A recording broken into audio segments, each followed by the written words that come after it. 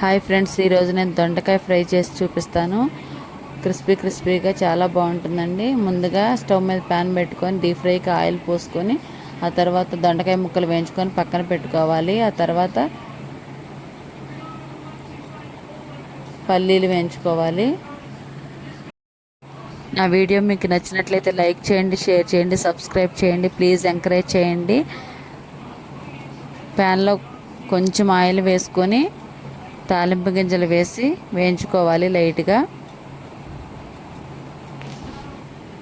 తర్వాత పచ్చిమిర్చి వేసి లైట్గా వేయించాలి. తర్వాత ఎండుమిర్చి, వెల్లుల్లిపాయలు, కరివేపాకు, పసుపు, ఉల్లిపాయ ముక్కలు వేసి దోరగా వేయించాలి. ఆ తర్వాత దొండకాయ ముక్కలు, వేగిన ముక్కలను అందులో కలిపేసేయాలి. తగినంత సాల్ట్, కారం వేసుకోవాలి.